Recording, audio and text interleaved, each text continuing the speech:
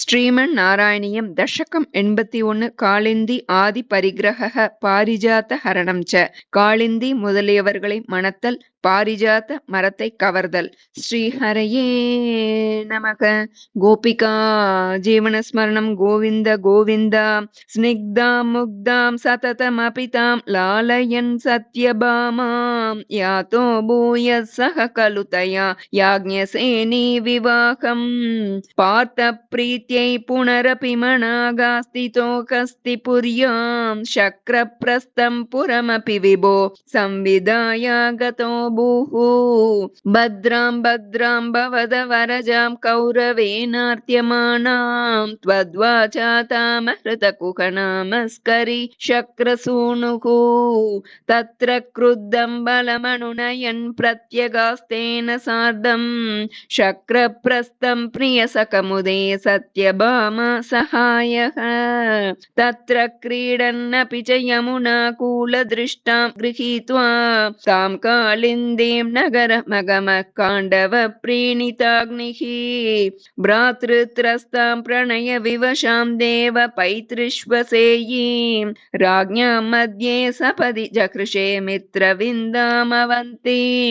सत्यां गत्वा पुनरुदवको नग्नजिन्नन्दनां बद्ध्वा सप्तापि च वृषवरान् सप्तमूर्तिर्निमेषात् भद्रां नाम प्रददुरतते देवसन्तर्दनाद्याः तत्सोदर्या वरद भवतः सापि पैतृष्वसेयी पार्थाद्यैरप्यकृतलवणं तोयमात्राभिलक्ष्यं लक्ष्यं चित्वा शपरमवृता लक्ष्मणामद्रकन्याम् अष्टावेवं तव समभवन् वल्लभास्तत्र मध्ये शुश्रोतत्वं सुरपतिगिरा भौमधुश्चेष्टितानि स्मृतायातं पक्षिप्रवरमधिरूढस्त्वमगमो वहन्नङ्के भामामुपवनमिवारातिभवनम् विबिन्दन् दुर्गाणि त्रुटितपृतना शोणितरसैः पुरं तावत् प्राग्ज्योतिषम् अकुरुता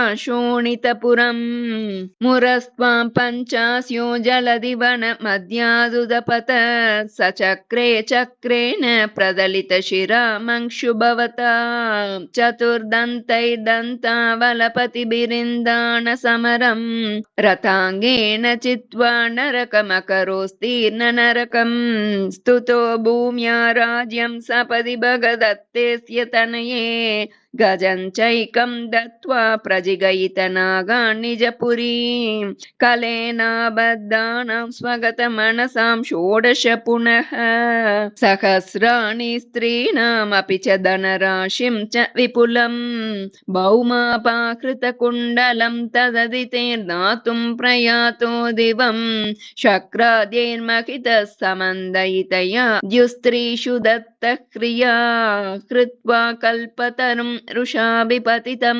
जित्वेन्द्रमभ्यागमः तत्तु श्रीमददोष ईदृश इति व्याख्यातुमेवा कृताः कल्पद्रुं सत्यभामा भवनभुवि सृजन् द्व्यष्ट्रसाहस्रयोषाः स्वीकृत्य प्रत्यगारं विहित बहुवपुर्लीलयन् केलिभेदैः आश्चर्यान्नारदालोकित विविधगतिस्तत्र तत्रापि गेहे भूयः सर्वासु कुर्वन् दश दश तनयान् पाहि वातालयेश.